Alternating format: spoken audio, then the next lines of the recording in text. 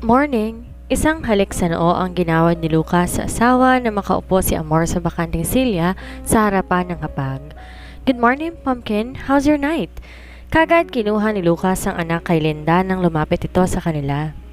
Nasa 3 buwan na si Amber at laking pasasalamat ng mag-asawa na hindi naaapektuhan ng anak nila dahil sa pinanganak ito ng 8 buwan. Pagaman, subalit tatapwat, inoobserbahan pa rin si Amber at madalas bumibisita sa pedya nito. Grabing puyat ng anak ninyo, ayaw kong patulugin. Sabi ni Linda na siyang naatasan magbantay kay Amber ng gabing yon. Hindi na makakapag-asawa si Tita Linda dahil sa'yo, pero kung gusto niya may irireto ako. Kinakausap ni Lucas ang anak. Si Linda ang pinagtripan nito. Sir, siguraduhin mo lang makakaahon ako sa hirapan yan ha? Pabirong wika ni Linda. Natawa si Amor. Kapag sinabi niyang meron, hindi kanyan bibiguin Ate Linda, maniwala ka. Kitang-kita naman ang pagkislap ng mga mata ni Linda sa mga sinabi ni Amor sa kanya. Ngunit imbes matuwa na sana, bigla na lang sumulpot si Leia, ang nakatatandang kapatid nito nang magsalita ito. Sus! Kung sino-sino na lang pinapantasya niyan Ma'am Amor, Sir Lucas. Kapapanood ng Korean drama kaya puro kadiluluhan ang iniisip niyan. Huwag niyo nang bigyan yan, masama na yan sa mga opas niya. Paribasa kasi, takot kang magmahal at masaktan. Huwag na ako, Leia. Nasanay na rin sina Lucas at Amor na nakikitang magkapatid na ganyan kung mag-asaran. Hindi na bago sa kanila araw-araw ang eksenang yon ng dalawa tuwing umaga. Leia, turn on the TV. Thank you. Yes, sir. Kagad ding inabot ni Leia ang remote ng TV kay Lucas matapos niyang buksan ng telebisyon. Kapapasok lang na balita, 40 anyos na Japanese citizen, huli sa akto ng matsempohan ng PDEA sa isang pribadong club sa Ermita nitong umaga lang. Halos 10 kilo ng tabletas o mas kilalang happy pills ang napiskot ng mga kapulisan na nakabalot pa sa isang plastic bag at bubble wrap ang mga tabletas na nasabi. Kinilala ang drug lord na Hapon na si Mr. Himawari Yamamoto. Paalis na sana to sa lugar na sinasabi nang biglang sinurpresa ng mga taga-PDEA ang Hapon. Nalaman din na maliwan sa ipinagbabawal na gamot ng bentahan, recruiter din ang isang Hapon sa mga kababaihan upang gawing prostitute ang mga ito. Sa ngayon, wala pang buong detalye o interview kung paano nalaman ang pribadong luxury club na iyon ay puno pala ng mga iligal na gawain. Di na pinatapos ni Lucas ang balita na bigla niya na lang isarado ang telebisyon. Napatingin sa kanya si Amor, alam ang asawa na may kinalaman si Lucas sa nangyaring pagdakip sa Hapon. So, that's your plan? Maya-maya, may binigay na puting envelope si Lucas kay Amor. Kunot na uyong hinawakan ng asawa at may kasabay na kuryosidad. Ano to? Open it. Kaagad ding binuksan ni Amor ang puting envelope na naglalaman ng mga papeles. Ano to, Lucas? Basahin mo. Binasa din naman ni Amor. Nanlaki ang mata niya na mapag-alaman na ang luxury club ng isang Yamamoto ay pagmamayari niya na nakapangalan na kaagad ito sa kanya. Paanong you are the new owner of luxury club? Ha? Paano naging sa akin? Kababalita pa lang sa telebisyon na doon hinuli si Yamamoto, tapos ngayon pagmamayari ko na? As part of my investigation of him, I bought the luxury club. I did not expect him to bite my bait, so I didn't do anything. The deals were closed immediately, and that is the result of the investigation. Instant luxury club. Lucas, alam kong hindi problema sa iyong pera pero gusto kong malaman magkano ang deal mo dyan sa club na yan. Bahagya ng mga illegals. A bit expensive, 60 million. Pesos? Diyos ko naman, Lucas. No, $60 million? Ay, buwisit ka. Hey, watch your mouth. Nasa harapan ka ng anak natin. Napabuga ng hangin sa kawalan si Amor habang sina Leia at Linda naman hulog ang panga sa narinig. Nagkibit balikat si Lucas, saka ngumiti sa asawa. I love you, please. Do not be mad. Lucas naman. Fine, fine. Just sell it again. I agree that many businessmen will be interested in that club. Okay na? Hindi ka nagalit? Hindi na nagsalita si Amor. Nakatitig na lang kay Lucas at sa anak nilang si Amber. Nakaupo sa paanan ng kama si Lucas habang hawak-hawak ang ulo nitong hindi pa rin maalis-alis ang sakit sa kadahilan ng nasa ilalim siya na ipinagbabawal na gamot. Aminado si Lucas na nasa tamang katinoan siya na makipagsalo sa kanyang asawa na si Amor. Dumulog si Lucas sa katabing kwarto kung saan naroroon ang kanyang opisina. Ngunit bago pa pumasok ito ay napatingin muna siya sa isang kwarto kung saan matagal niya nang hindi man lang sinisilip. Natatandaan pa niya ang araw kung saan pinagbawalan niya si Amor na pumasok sa kwartong yon. Napagtanto niya na kahit mag-asawa na sila ni Amor, hindi man lang nagkaroon ng kuryosidad ang asawa na tanungin ulit kung anong meron sa kwartong iyon. Napaisip din si Lucas. Alam niyang gusto niyang malaman ni Amor. Ngunit mas pinili ng asawa na wag na lang pakikialaman kung alam naman ng babae na privacy yun ng asawa. Dumiretso na lang si Lucas sa opisina nito at tinawagan si Mario. Nakatanggap ng balita si Lucas mula sa butler nitong gagawin ng lahat, makakuha lang ng malinaw at totoong impormasyon sa mga taong nais alamin ng among si Lucas. Walang imposible pagdating kay Mario, lahat nahahanapan ng paraan. Mario, pasensya ka na kung naistorbo ko pa ang tulog mo. Ayos lang, Sir Lucas. Ako nga dapat humingi ng pasensya Dan imbes masarap sana ang tulog mo ngayon, nag-report pa ako sa'yo. No worries. Ano pala ang sasabihin mo sa akin? Pumesto si Lucas sa working table nito at nagbukas ng PC o computer upang tingnan ang iba't ibang anggulo ng mukha ng anak. Di maitago sa mukha ng reaksyon ng kasiyahang dulot ng anak. Naasikaso ko ng lahat, permiso mo na lang hinihintay ko. Kaya ako napatawag ng maaga na magkaroon naman ng magandang balita mamayang umaga. Napatingin si Lucas sa larawan ng kanyang mag-ina. Gawin na ninyo ngayon din. Saka, siguraduhin mo na hindi tayo magkakaroon ng problema. Dumaan ang lahat sa legal, Mario, maliban lang kay Yamamoto na kailangan mahuli sa akto bago pa man makabalik ng Japan yan. Noted, Sir Lucas. Pasensya na sa storbo. Walang anuman, Mario. Sige na. Tawagan mo na lang ako kapag nagkaroon ng problema o kung ano pa man. Tsaka yung pera, alam mo na kung anong gagawin dyan. Sige po, nakasettle ng lahat? Kaagad ding pinutol ni Lucas ang linya. Tumayo si Lucas at lumabas sa kanyang opisina, bitbit ang isang malaking picture frame ng kanyang asawa at anak. Bagaman bago to bumalik sa master's bedroom, dumulog muna ito sa kwartong matagal na rin hindi napapasukan. Maingat niyang pinihit ang doorknob, tsaka kinapa ang switch light sa pader. Nang lumiwanag na ang kwarto, tuluyan na siyang pumasok doon at dahan-dahan na sinarado ang pintuan. Ginala ni Lucas ang paningin sa kabuuan ng kwarto. Napangiti siya. Tiningnan ang hawak-hawak na malaking frame na may litrato ng kanyang asawa na si Amor at anak nilang si Amber. This one should be perfect here. Ani at lumapit sa pader, tsaka kinabit ang frame doon.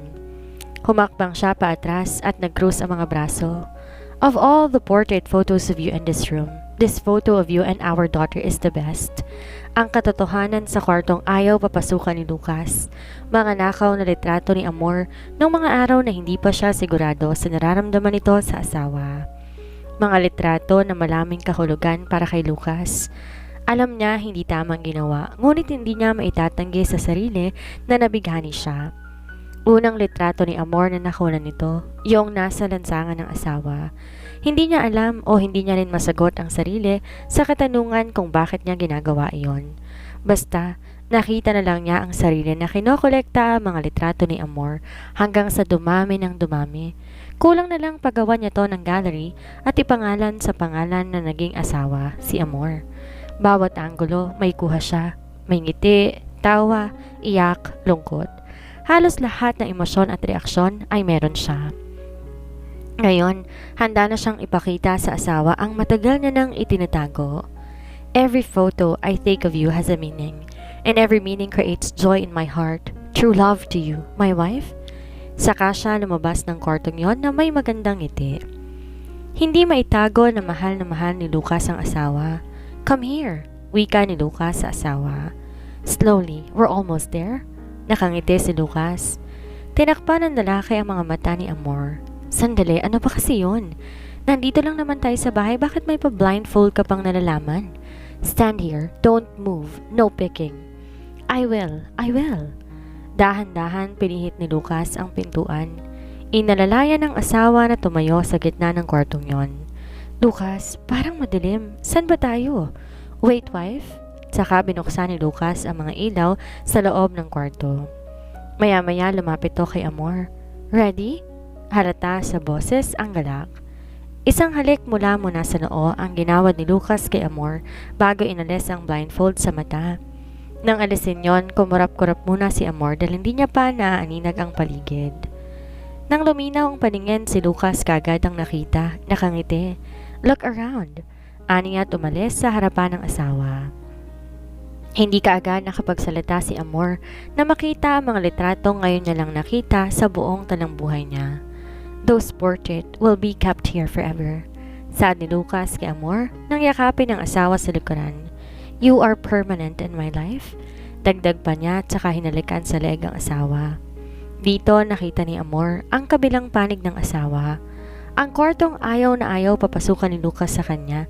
Nung unang araw niya pa lang sa pamamahay ng asawa ay hindi niya inaakala na mga litrato niya pala ang naroroon. Sa maiksing salita, matagal na siyang mahal ng lalaki at patagurin siyang minamahal nito dahil ayaw pang ipaalam ng asawa sa kanya. Di maitago ang mga ngiti ni Amor habang isa-isa niyang tinitingnan ang mga malalaking larawan.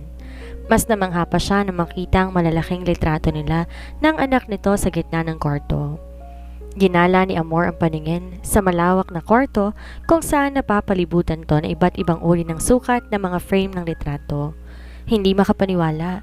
Lucas, bakit ang dami ko namang litrato sa kwartong to? Tsaka bakit ka meron ito? Ito pa, ito at ito. Stolen shot? Humarap si Amor kay Lucas. Salubong ang mga kilay. Dinuro ang asawa sa mukha. Ikaw, penal provision. Any person convicted of the crime of stalking shall be punished by prison correctional and or a fine of not less than 100,000 pesos but not more than 500,000 pesos or both at the discretion of the court. Republic Act No. 9995, also shown as the Anti-Photo and Video Voyeurism Act of 2009, explicitly prohibits the taking of photos or videos of a person or group of persons without their consent when they are in a state of undress or engaged in an intimate act. Hey, I'm your husband. Husband mong mukha mo? Kunwari ka pa na nonchalant, pervert kang ang tunay? Anong pervert? Look at those portraits. Nag-effort pa ako dyan, ba? Tsaka matagal na panahon na yan since 2015. Kahit na, stalker na, magnanakaw pa ng litrato. Makasita sa akin noon kina mama at papa. Event naman yun. Gago to. If loving you is a crime, I will spend my whole life in prison just to prove that I am serious about you. Wow ha. Ngayon mo pa talaga sinabi sa akin ng mga linyahan na yan kung saan may anak na tayo. Ang galing mo naman. Kagad niyakap ni Lucas ang asawa. Magaan na yakap, kasabay na magaan na pagkaplos ng buhok ni Amor. Lipophrenia. Ha? Feeling sad for no clear reason. I don't know. I just found myself collecting your photos from those days. It's sad that I don't know the reason, but when I realized that I was having fun taking your pictures, I did not realize that I was slowly liking you until I fell in love with you without you knowing. Yes, call me stalker, pervert or thief. It's fine to me. Napangiti si Amor, mahinang hinampas ang likod ni Lucas. Manyak kang tunay? Mahinang tumawa si Amor. I'm crazy over you. Naging mahigpit ang mga yakap ni Lucas sa asawa. Nang kumala si Lucas ay isa-isa niyang pinakita kay Amor ang mga malalaking portrait nito, mono, vintage, and colored portrait. Hindi bababa sa 200 litrato ang nakatago sa kwartong iyon. Bawat kilos at galaw ni Amor may kuha si Lucas. Hindi ka alam kung paano niya nagawa iyon sa kabila ng pagiging abala noon sa trabaho. Masaya. Sobrang saya ng nararamdaman ni Amor ng mga oras na yon. Ikaw na pinakamamahal ng lalaking tagapagtanggol mo noon, asawa mo na rin ngayon. Anong gagawin mo doon sa mga litrato ko? Panakot sa mga daga at masasamang espiritu? Natawa si Lucas. Pabalik na ang dalawa ng lobby na makita si Mario sa gilid ng sofa, may hawak na puting envelope. Mario, have a seat. Ano nang balita? Kuya Mario, next time, kapag may binabalak itong amo mo, paki-update ako nang sa ganon hindi na ako magulat sa mga plano niya. Huwag po kayong mag-alala, Miss Amor. Nakakasigurado po kayo, makakarating kaagad sa inyo mga balita. Wife, paupuin mo muna si Mario. Marami tayong pag-uusapan, sabat ni Lucas. Simulan mo na, Mario. Tumango si Mario at saka inabot kay Lucas ang puting envelope. kompleto ng papeles. By January po pwede na rin simulan ang renovation ng Luxury Club. Nakakuha na rin ako ng interior designer at planner ng nasabing gusali. Nakapag-canvas na rin ng mga supplies galing sa mga suppliers at BIR okay na rin. Nag-hire na rin ako ng mga bagong empleyado. Interview na lamang ang kulang. Mahabang paliwanag ni Mario. Tatango-tango naman si Lucas habang nakatingin sa mga papeles. Inisa-isa niya yon hanggang sa nakumbinsi ang sarili. Inabot niya yon kay Amor na makita at mabasa din ng asawa ang mga legal na papeles. Okay, thank you so much, Mario. Without your help, hindi mapapabilis ang proseso. And by the way, kamusta nga pala sina Domingo at Diosdado? Doon nagka-interes si Amor nang marinig ang pangalan ng dalawang lalaki. Napanood nila ang balita. Yun na nga, nagkaroon ng pag-asa na makalaya kung willing pa raw kayo na tulungan sila. Tumango si Amor na nagkibit balikat si Lucas. Ituloy na natin. Kahit papano natuwa naman sila dahil nagkaroon ng pag-asa ang dalawa na makalaya o ma-acquitted ang kaso na ipinataw sa kanila. Wika ni Amor. In God's will, wife, paninigurado ni Lucas sa asawa. Hindi pa natin sila mabibisita o makakausap ngayon. Let's restart on January. Before matapos ang buwan ng Enero, acquitted na ang kaso nila and I can assure you that 200% na sigurado na salita ni Lucas sa asawa. Tipid nang umiti si Lucas na makita ang pag-asa sa mga mata ng asawa. Bagaman may bumabagabag pa rin sa isipan ni Lucas. Paano kung matatagalan ang trial sa korte? Yon ang tanong nito sa isipan. Di man madali, ngunit susubukan at hihingi na rin ng payo sa huradong ama na si Alfredo. Sabay-sabay nagtanghalian ng tatlo. Hindi maiwasan ang hindi mapag-usapan ng tungkol sa trabaho at personal na buhay. Nakiusap si Lucas na asikasuhin ang pasaporte ni Linda, Leia at anak na si Amber, visa at immigration. Maraming salamat, Mario. Umuwi ka na at magpahinga na rin. Happy New Year. Walang anuman, Sir Lucas. Happy New Year din. Tsaka maraming salamat sa pamasko mo sa aking asawa at mga anak. Welcome. Ingat sa pagmamaneho. Ingat, Kuya Mario. Happy New Year. Nang mawala na sa paningin nila si Mario, bumalik sa loob ang dalawa. 3:00 ng hapon nang makatanggap ng tawag si Lucas mula sa warden ng BJMP. Kunot noo, Attorney Lucas Montenegro speaking. Hello, Attorney. Pasensya na po kung napatawag ako nang wala sa oras. Ayos lang, magsalita ka. Gusto ho kayong makausap ni Domingo? May gusto siyang sabihin? Kumunot ang noo ni Lucas. Maya-maya binalingan ng asawang si Amor na karga-karga ang anak.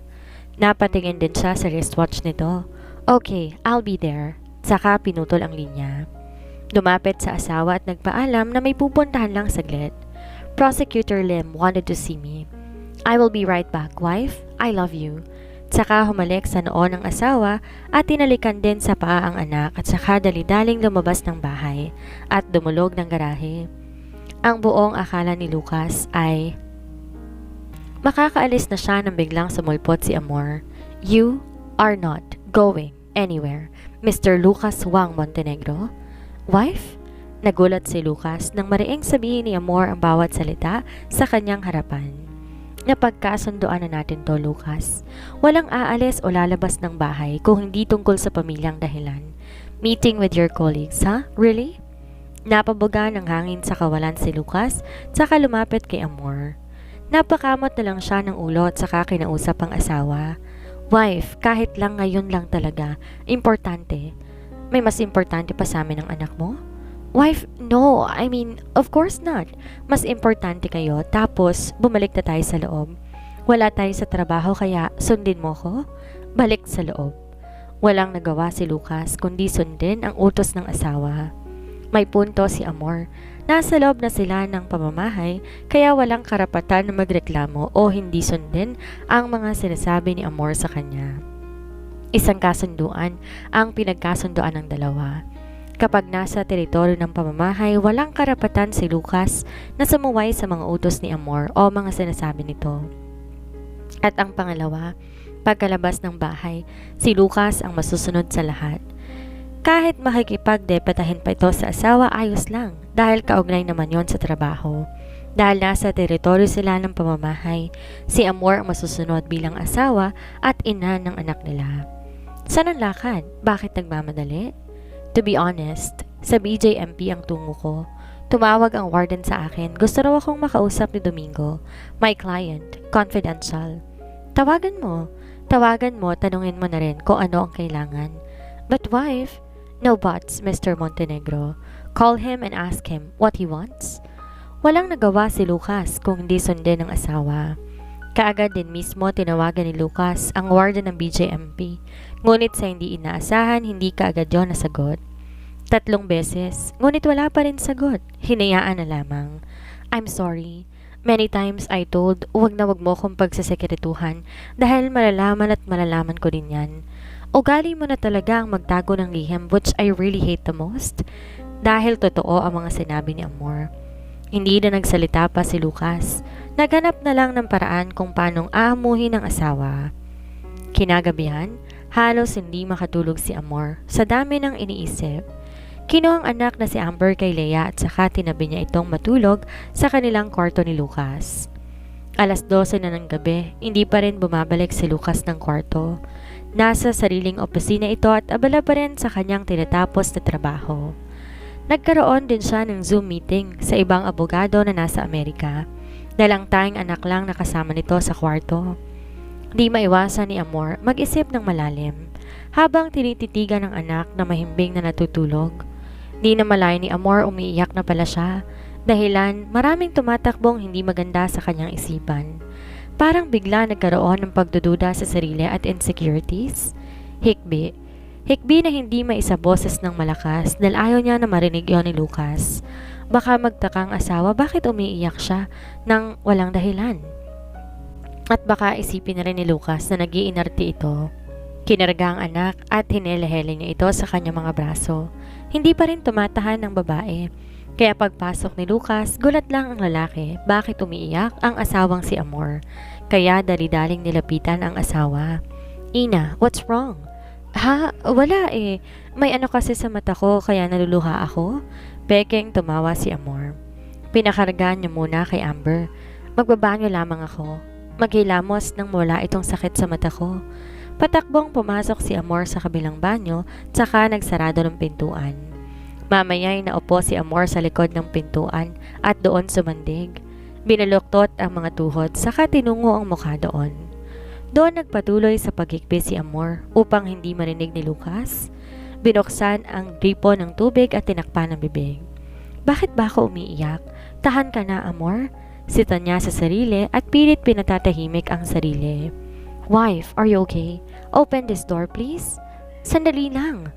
Amor, I said, open this door. Now! Dali-dali, tumayo si Amor at saka dumulog ng lababo. Doon nagsimula siyang magbasa ng muka at pagkatapos binuksan ang pintuan ng banyo. Dahil labis-labis ang pag-aalala ni Lucas sa kanya, di na iwasan ni Lucas na yakapin ang asawa. What happened? Wala. Umiiyak ka without any valid reason. Are you okay? Are you sick? Sabihin mo. Wala nga, Lucas. Pagod lang siguro ko. Humiwalay ng yakap si Amor kay Lucas. Akma nang tinalikda ni Amor si Lucas nang yakapin ni Lucas ang asawa sa likuran. You're not okay. Postpartum. Di na napigilan ni Amor. Bumuhos na maraming luha sa hindi alam na kadahilanan. Hindi ko alam, Lucas, ako maiiyak. Pakiramdam ko parang pagod ako na hindi naman. Parang ang dami kong iniisip kahit wala naman dapat isipin. Bigla ako nagkaroon ng pagdududa sa sarili ko at insecurities. Hindi ko alam kung ano nangyayari sa akin. Biglang naawa si Lucas kay Amor. Ngayon niya lang nakita ang asawa na parang hindi mapakali. Niyakap niya ito at pinakalma. Pinapatahan ni Lucas si Amor ngunit hindi yun naibsan. Wife, I am here as your husband who will listen to all your issues. I will watch over you until you fall asleep. Don't worry. I won't leave your side. Promise. And always remember these words. God says everything will work out. Don't stress. Everything will be fine. I love you more. Sa mga oras na yon, kumalma ang puso at isipan ni Amor. Dahil sa mga salitang binitawan ni Lucas at napatahan ito sa paghikbi. Bawat haplos ni Lucas sa likod ng asawa, unti-unting bumabalik ang tulog ni Amor hanggang sa nakatulog ito nang walang may iniisip na malalim. Kaagad ding pinunasan ni Lucas ang mga luha sa mata ng asawa. Stop worrying about other people surrounding you.